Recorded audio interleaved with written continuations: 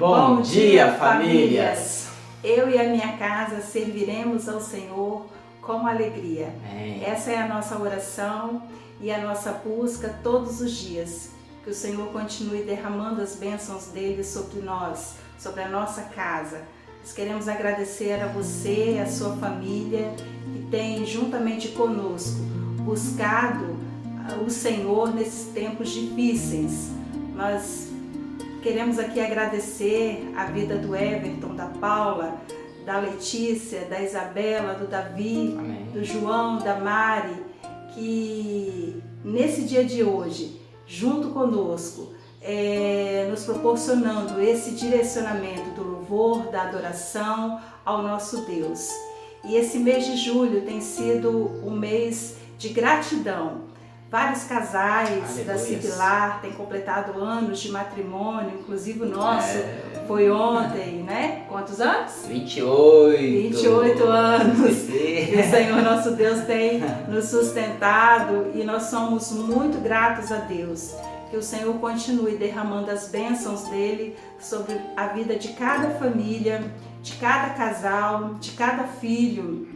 E que nesse momento difíceis que nós estamos vivenciando, que Deus continue sendo o alicerce da nossa família. Amém. Nós vamos colocar aqui tudo isso em gratidão ao nosso Deus, através da oração, né? Da busca constante a Deus, não é isso? Isso aí.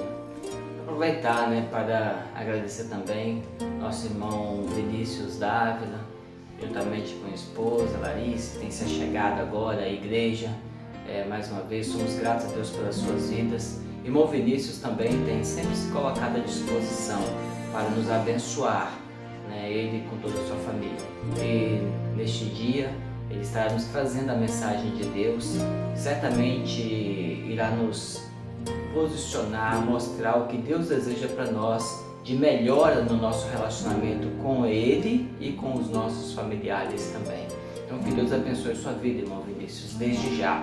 Mas quero também dizer que todas as famílias que estão conosco neste momento são importantes para nós.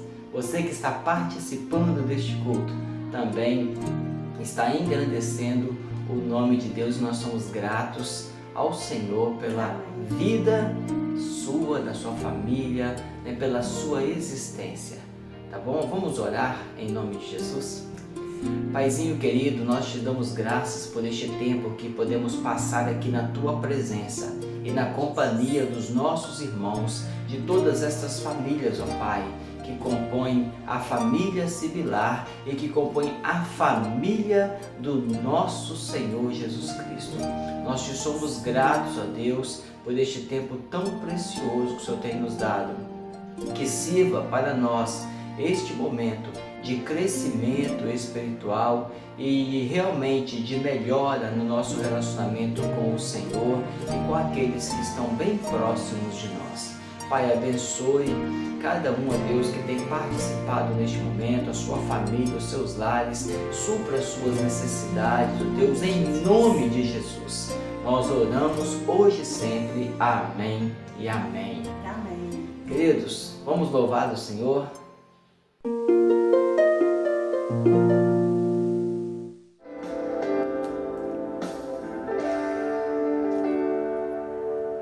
Quero consagrar meu lar a Ti, o nosso futuro para Te servir, com toda a minha força e entendimento, quero dedicar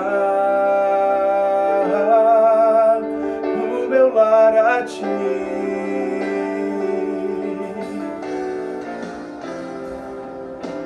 Quero consagrar meu lar a Ti, o nosso futuro para Te servir, com toda a minha força e entendimento, quero dedicar o meu lar a Ti. Eu e minha casa serviremos Eu e minha casa serviremos a Deus. Eu e minha casa serviremos a Deus com alegria. Eu e minha casa serviremos a Deus. Eu e minha casa serviremos a Deus. Eu e minha casa serviremos a Deus com alegria.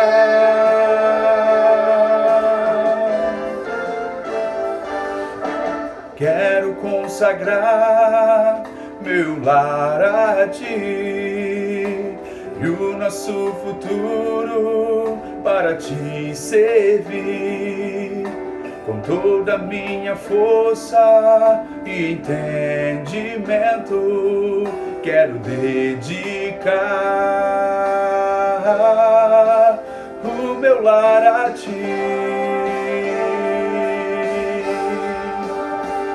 Eu e minha casa serviremos a Deus.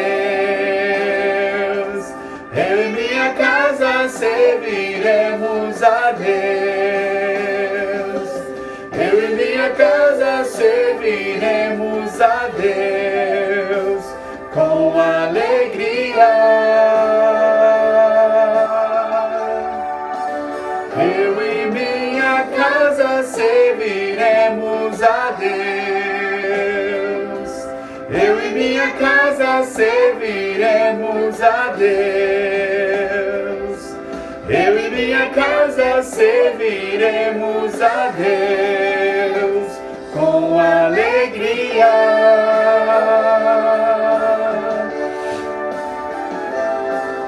Será abençoada minha descendência, frutificará a sua presença, e como um bom perfume meus filhos irão perfumar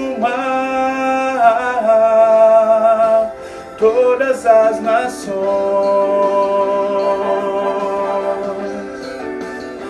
Eu e minha casa serviremos a Deus.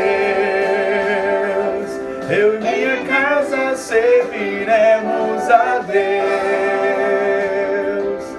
Eu e minha casa serviremos a Deus com alegria. Eu e minha casa serviremos a Deus. Eu e minha casa serviremos a Deus. Eu e minha casa serviremos a Deus com alegria. Eu e minha casa serviremos a Deus. Eu e minha casa serviremos a Deus. Eu e minha casa serviremos a Deus com alegria. Glória a Deus.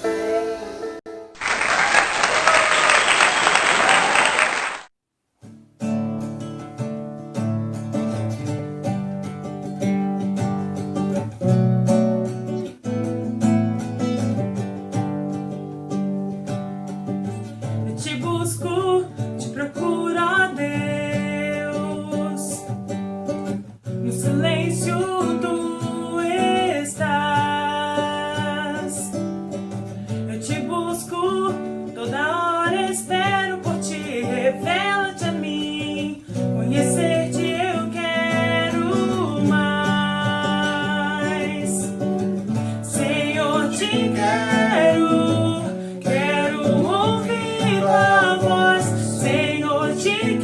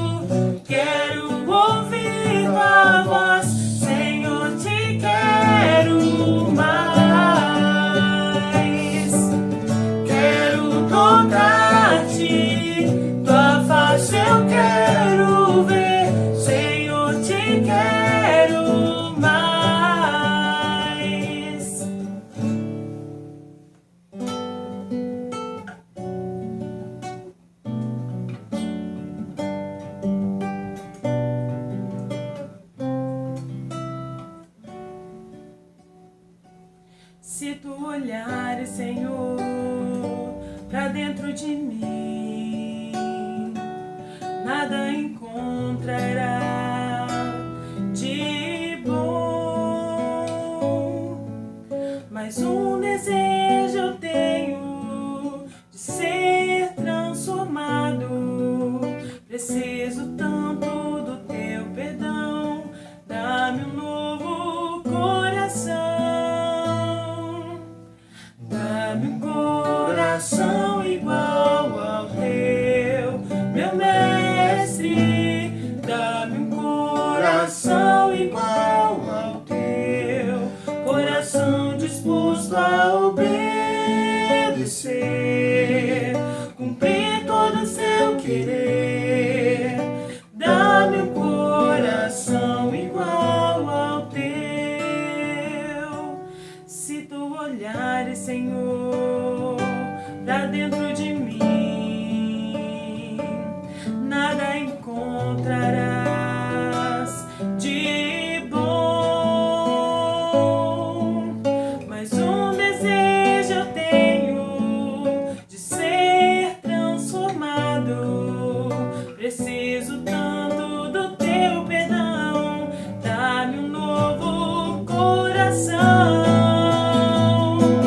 Dá-me um coração igual ao teu, meu mestre. Dá-me um coração igual ao teu, coração disposto a obedecer, cumprir todo o seu querer. Dá-me um coração igual ao teu. Ensina-me a amar o meu irmão, a olhar com seus olhos, perdoar com teu perdão. Enche-me com teu espírito e endireita os meus caminhos. Ó Deus, dá-me um novo coração. Enche-me com teu espírito e endireita os meus caminhos. Ó Deus, dá-me um novo coração. Dá-me um coração igual ao teu, meu mestre. Dá-me um coração igual ao teu, coração disposto a obedecer, cumprir todo o seu querer. Dá-me um coração igual ao teu, coração disposto a obedecer, cumprir todo o seu querer. Dá-me um coração igual ao teu. Bom dia, irmãos. Graça e paz a todos. Estou com muita saudade dos irmãos, com muita vontade de cantar louvores com os irmãos, receber um abraço do pastor Eliton e espero que em breve nós estejamos juntos novamente. É uma alegria, uma responsabilidade muito grande trazer esse estudo para os irmãos e eu confesso que eu tenho muita dificuldade de falar diante de uma câmera, mas eu vou tentar fazer de forma bem simples, de forma bem prática e espero que os irmãos consigam aprender um pouco daquilo que eu vou passar e eu mesmo também relembrar e aprender um pouco daquilo que eu vou dizer. Hoje nós iremos estudar sobre comunicação e a resolução de conflitos dentro do contexto de um casamento, tá? Porque ninguém nasce perfeito, né? E isso é muito claro e muito óbvio dentro de um casamento. Um casamento ele vai ter problema, vai ter dificuldade, vai ter briga, vai ter conflito.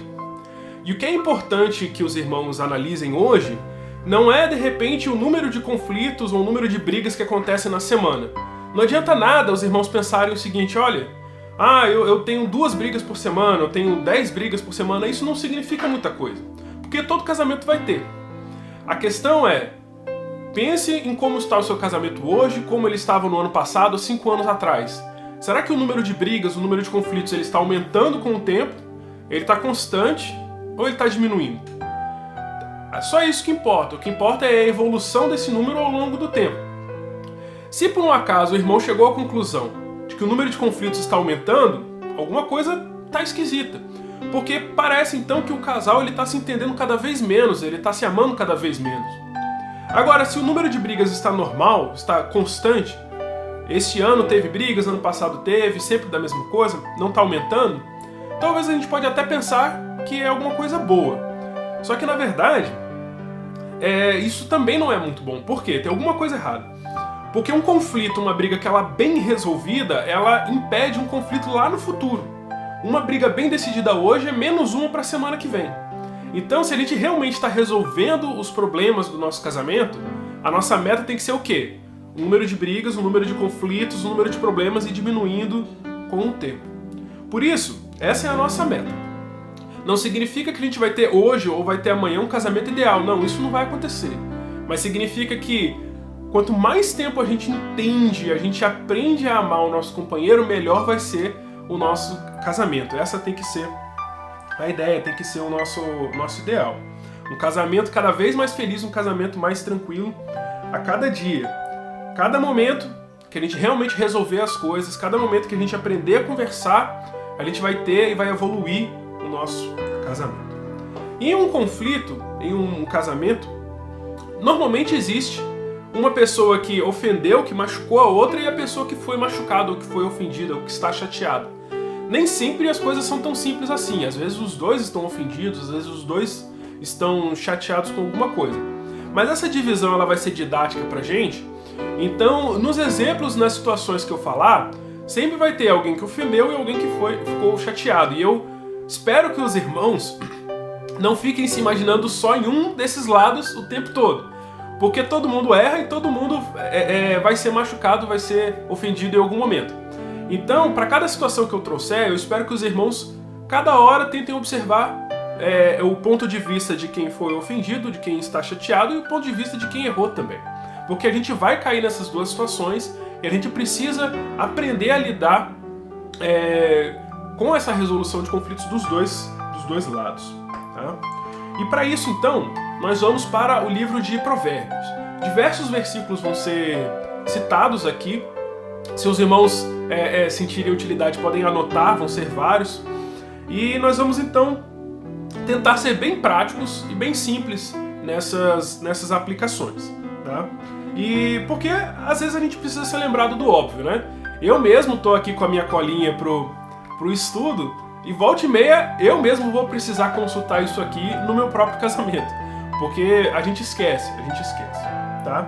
Mas antes disso, vamos orar a Deus, pedir a Ele que seja iluminando os nossos corações e nos ajudando a entender isso, a ter um casamento cada vez mais forte. Vamos orar ao nosso Deus.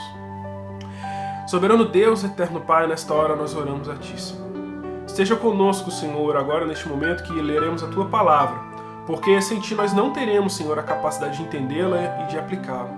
Esteja abençoando os nossos corações, Senhor, nos dê humildade, Senhor, tira todo o orgulho e arrogância, Senhor, que nós demonstramos no nosso casamento. Seja conosco, nos ajude, Senhor, nós pedimos assim em nome de Jesus. Amém. Bom, como eu disse então aos irmãos, nós vamos estudar duas coisas, que é a comunicação e a resolução de conflitos.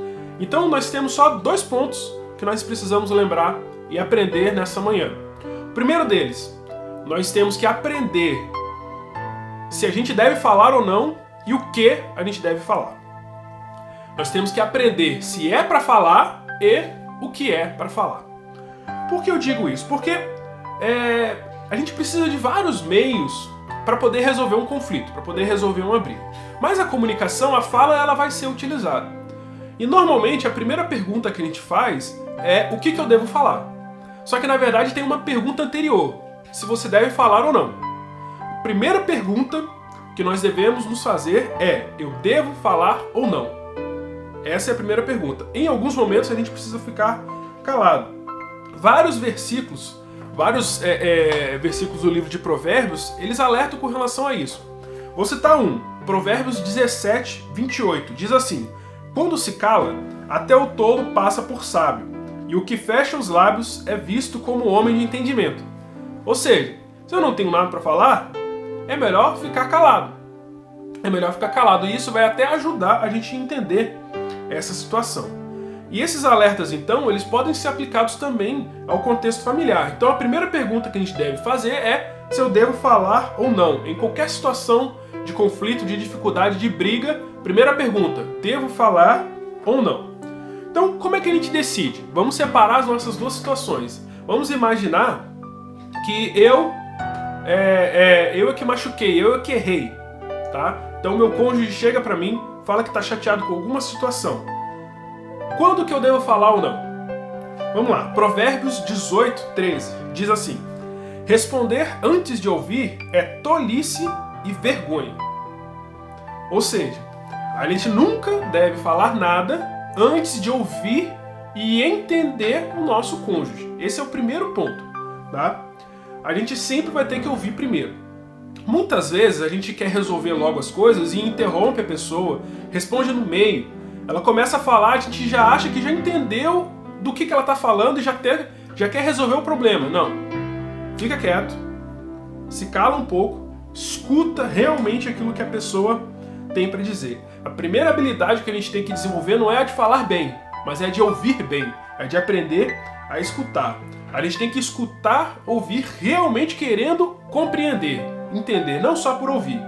Se a gente estiver em casa e a gente sentir que a situação, que a conversa é uma conversa diferente, é uma conversa para resolver algum conflito, a gente tem que parar o que está fazendo, desliga a televisão, desliga a música, para o que está fazendo, presta atenção. Ouça. Essa é a primeira habilidade que a gente tem que ter, tá? Porque isso, além de demonstrar amor e respeito, isso vai reduzir diversas complicações que podem acontecer numa conversa. Vai evitar maus entendidos, vai evitar de você responder baseado na sua especulação daquilo que você acha que a pessoa está sentindo, e evita também de você achar que um problema é mais simples do que realmente é, ou que ele é mais complexo do que é, né? E não vai maquiar o problema, tá? Então vamos dar um exemplo. Imagina que um casal chegou num sábado, né, recebeu visita e teve um almoço e tal. E aí depois do almoço, as visitas foram embora, a esposa chega pro marido e fala o seguinte: olha, eu tô muito chateado com você. Por quê? Tô chateado porque você não organizou a cozinha hoje de manhã, tal. Aí ele, não, tudo bem, peço desculpa por não ter feito isso, aí daqui a pouco ele já tá arrumando tudo. Mas se ele interrompeu, às vezes ele não percebeu o problema. Porque na verdade o problema podia ser que no dia anterior a esposa tinha pedido pra ele: olha, eu queria que você organizasse a cozinha pra eu poder ir organizar o resto da casa, pra gente poder limpar tudo e tal. E aí, como ele não fez, ela acabou tendo que fazer tudo. O problema nesse caso não foi que ele não fez, mas que no dia anterior ele não prestou atenção no que ela estava falando e não deu importância para isso. Então se ele interrompe e responde antes da hora, ele pode achar que o problema é simples. Ah, não, eu tenho que organizar aqui e tal. Não, o problema não foi esse. O problema é que no dia anterior ele não deu importância para aquilo que ela estava falando. Então, fica quieto, escuta até o final, até a pessoa deixar claro o que deixou ela chateada, ofendida, e então a gente pode responder, tá? Agora, e se eu é que estou chateado, você está chateado, fui ofendido com alguma coisa, o seu cônjuge errou? Primeira pergunta é se a gente deve falar ou não. Como que a gente decide isso? Bom, a gente vai então analisar o ambiente e observar o estado do nosso companheiro, da nossa companheira, para poder ver se o momento é propício para isso, tá? Um dia complicado de trabalho, uma notícia ruim, tudo isso pode impedir um problema de ser resolvido. E a nossa intenção em iniciar uma conversa sempre tem que ser de resolver o problema. Se a gente achar que o problema não vai ser resolvido, é melhor não começar a conversa, tá? Então, pensa, será que o seu marido, será que a sua esposa, ela está em condições de discutir sobre o lixo que não foi posto para fora, sobre o banheiro sujo, sobre o copo do lado do sofá, sobre a criação e educação dos seus filhos? Analise essas coisas, tá? Por quê? Senão o problema ele vai crescer. O problema vai crescer e não consegue resolver. Coisas pequenas se tornam gigantes, tá? Então analise sempre as circunstâncias, tá? Mas então você analisou o momento, decidiu que é o momento de falar. Ou no caso, se você é a parte que ofendeu, a pessoa já explicou e tal, agora então é o momento de falar. A gente já conseguiu responder a primeira pergunta, que se é pra falar ou não. Não, agora é o momento de falar. O que eu devo falar então? Bom, vamos separar então de novo em duas situações. A pessoa que foi ofendida e a pessoa que ofendeu. Se eu é que estou chateado, eu preciso ser o mais direto possível e buscar não falar mais do que o necessário. Olha só, Provérbios 10, 19 diz assim: nas muitas palavras não falta transgressão, mas o que controla seus lábios é sensato.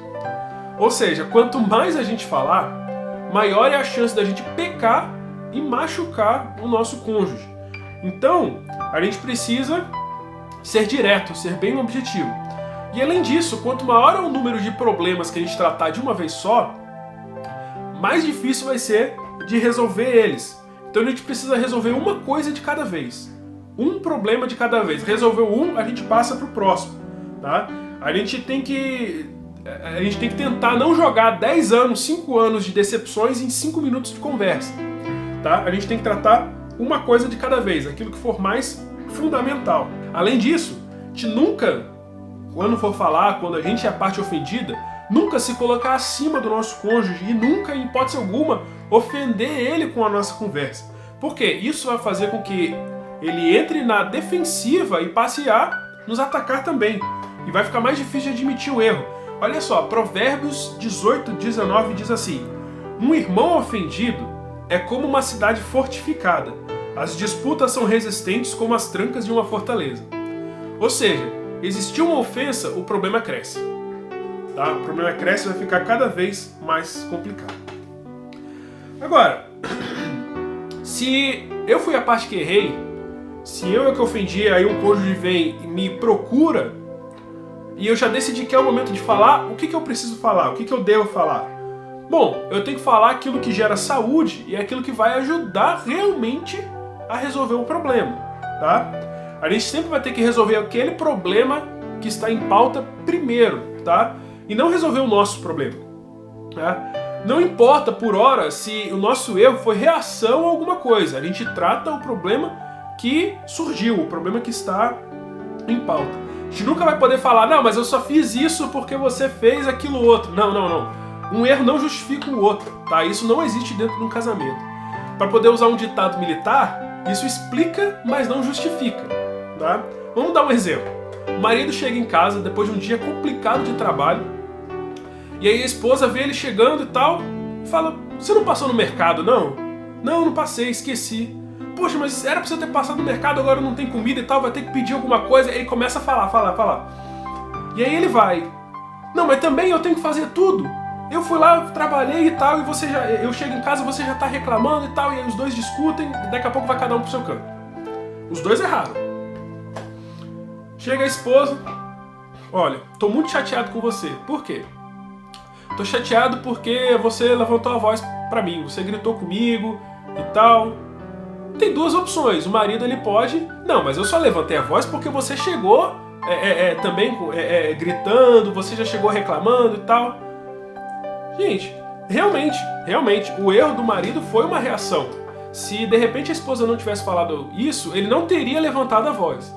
Mas isso explica o erro dele, mas não justifica, porque não torna o erro dele em alguma coisa boa. Então, se a esposa chegou primeiro para conversar, pede desculpa, não devia ter levantado a voz e tal. Resolve o problema. Depois que você resolveu, você chega: olha, mas eu também tô chateado, porque eu cheguei de um dia complicado de trabalho, você já chegou despejando tudo isso em mim. Aí ela vai: não, desculpa e tal. Muito mais simples, muito mais fácil. Resolve o problema de cada vez. Então a gente tem que lembrar sempre de nunca tentar machucar a pessoa, sempre gerar saúde com as nossas palavras. Olha o que diz Provérbios 12, 18. Há palavras que ferem como espada, mas a língua dos sábios traz saúde. Se aquilo que você falar for machucar, é melhor não falar, é melhor ficar quieto, tá? E aqui eu vou contar uma coisa que acontece de vez em quando comigo e com a Larissa. Às vezes a gente está no meio de uma discussão, de algum conflito, e os dois ficam quietos. Um sentado do lado do outro ou deitado na cama e os dois quietos. Às vezes durante 5 minutos, 10 minutos. E não é porque não tem o que dizer. Porque a minha cabeça está cheia de coisa para dizer, a cabeça dela está cheia de coisa para dizer. Mas é porque não tem nada de bom para falar.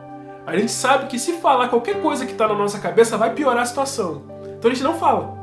A gente espera, um vai ter que ceder, um vai falar não, desculpa, e vai se humilhar e vai resolver a situação. E a hora que um faz, o outro responde, né?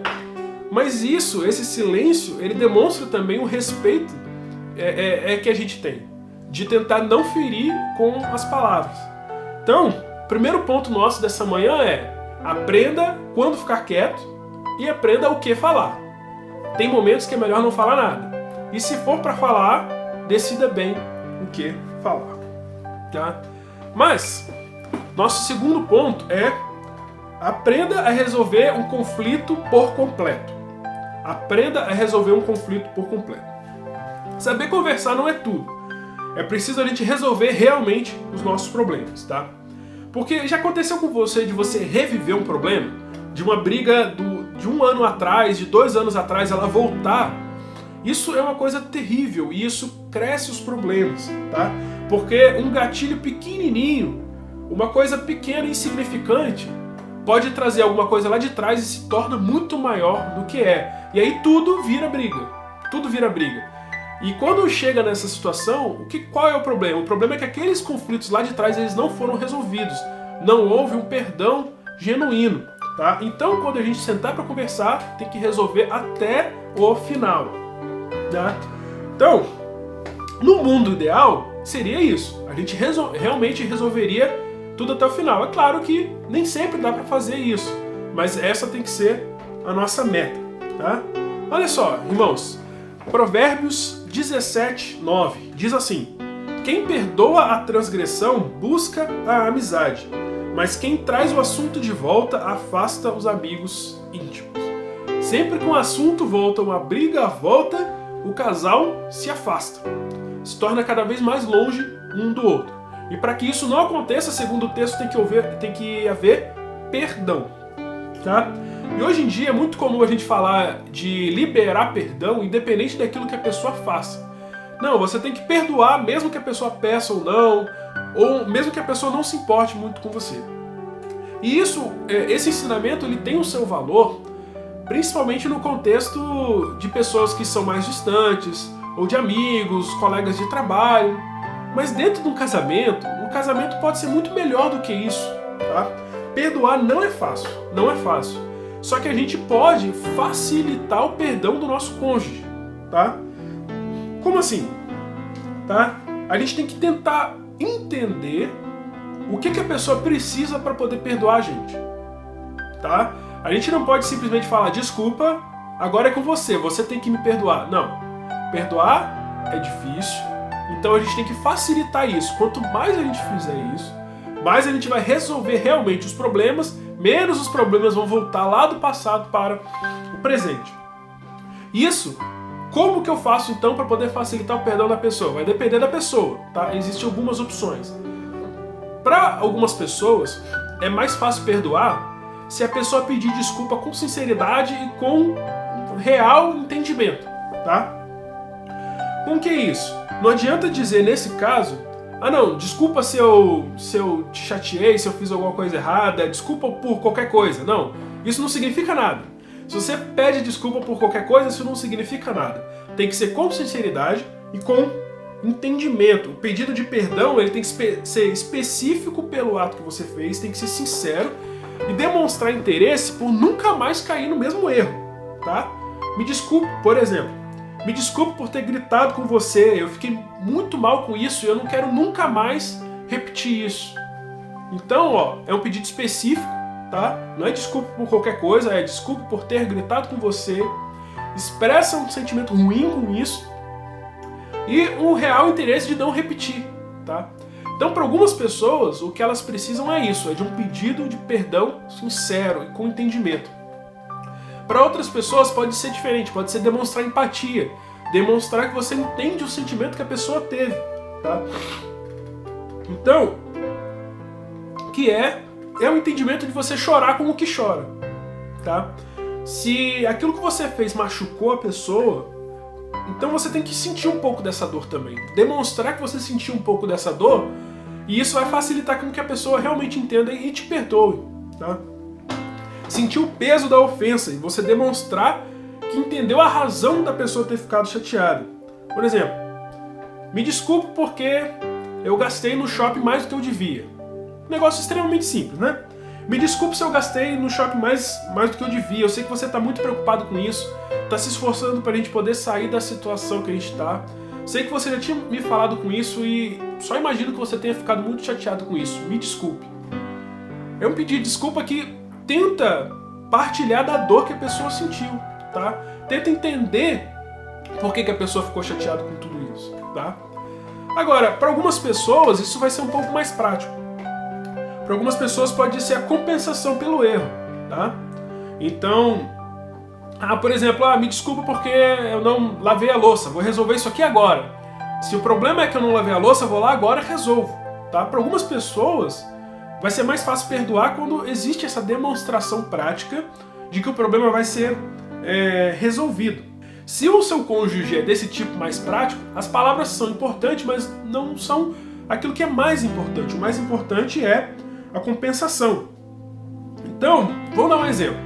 Imagina que a sua esposa chega para você e pede desculpa porque você não está sendo muito carinhoso com ela. Se ela é desse tipo mais prático, não adianta você pedir desculpa, pedir perdão do jeito que for, a 2 metros de distância, como se existisse um distanciamento social dentro de casa, né? Não, se ela chegou pra você e pediu desculpa e falou que tá chateada porque você não tá sendo carinhoso, pede desculpa, mas dá um abraço, dá um beijo. Demonstre que você vai mudar aquela situação, tá? Então, a gente tem aqui basicamente aí 3 formas, existem mais, 3 formas da gente facilitar o perdão do nosso cônjuge. Mas é importante nesse momento a gente analisar que isso vai depender da pessoa e não daquilo que é mais fácil pra gente, tá? Não adianta nada nesse momento você pensar, nossa, eu gostei dessa dica aqui de ser mais prático, então eu vou tentar ser mais prático. Não, você tem que tentar entender o que a pessoa precisa, tá? Homens, em geral, têm muita dificuldade de demonstrar empatia e tem facilidade de ser mais práticos, tá? Então, quando um homem vê alguém passando mal, é mais fácil pegar o carro e ir até a farmácia, comprar alguma coisa, do que ficar ali do lado e tentar consolar a pessoa. É uma tendência que a gente tem. Só que por isso, a gente acaba tendo a tendência de ser mais prático na hora de pedir desculpa também. Não, o problema é que eu não lavei a louça, vou lá resolver isso aqui agora, vou arrumar a casa, vou fazer não sei o quê. Não, mas tenta entender o que a sua esposa precisa que você faça.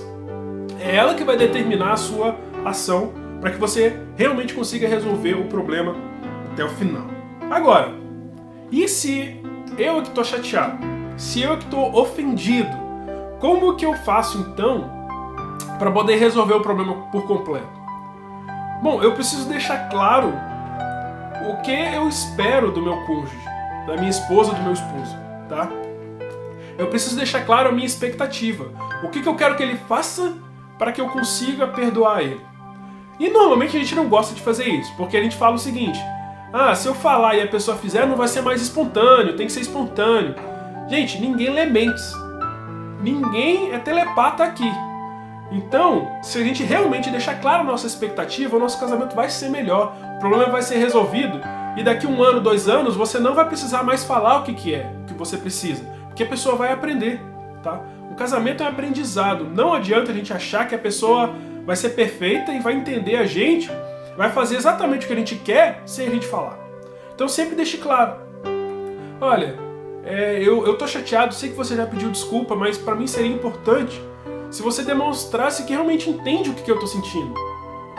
Pronto. Não, eu entendo que você já pediu desculpa, mas pra mim seria importante se você realmente resolvesse o problema. Falar, deixar claro. Isso realmente vai ajudar o nosso casamento a crescer com o tempo e a realmente resolver os nossos problemas, tá? E se você acha que o conflito não foi resolvido, nunca fala que ele foi. Sempre fala: não, eu acho que ainda tem alguma coisa. Tenta resolver até o final. Porque a gente sempre tem que lembrar, uma briga bem decidida hoje é menos uma para a semana que vem. A gente não está brigando à toa, a gente está resolvendo o nosso futuro, tornando o nosso casamento cada vez melhor. Nunca coloque uma poeira debaixo do tapete. E se ela estiver lá, nunca diga que não tem nada. Tá? Sempre deixe claro, não, tem alguma coisa, estou chateado. Tome a iniciativa para poder resolver. Tá? E para então concluir esse estudo, eu gostaria de ler com os irmãos Provérbios 21:9, que diz assim: é melhor morar num canto do eirado do que dentro de casa com uma mulher briguenta.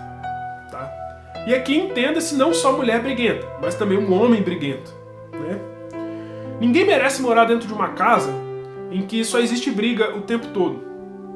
Se você hoje, você prefere estar no trabalho, ou estar estudando, ou fazendo qualquer outra coisa fora de casa, do que entrar em casa, alguma coisa está muito errada.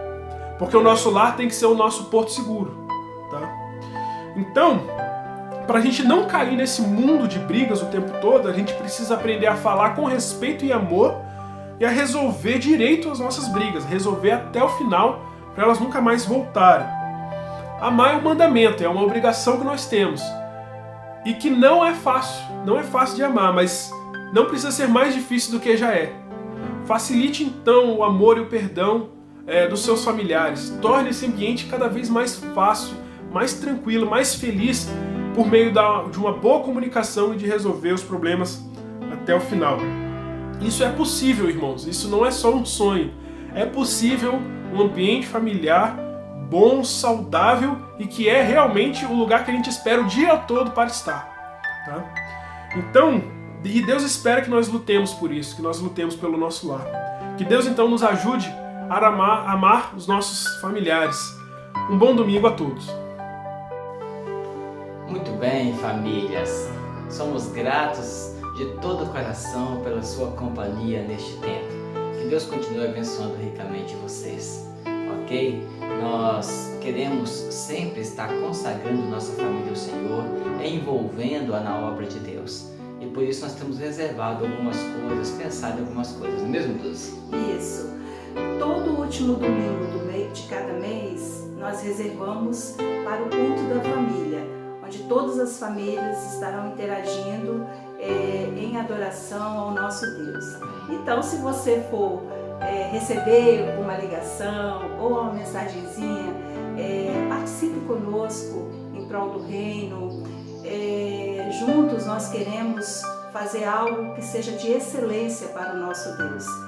Então, fique atento para a nossa programação do próximo mês. Isso aí. Muito bem. Vamos encerrar. Mais uma vez, somos gratos pela sua companhia. Que Deus abençoe você. Logo mais à noite, nós temos o nosso culto de adoração e louvor ao Senhor. Esteja conosco. Irmão Daniel vai estar nos trazendo uma palavra certamente abençoada por Deus. Que você possa ser ricamente abençoado pelo nosso Senhor. Amém? A todos uma abençoada semana e até mais à noite, em nome de Jesus. Fique com Deus. Tchau!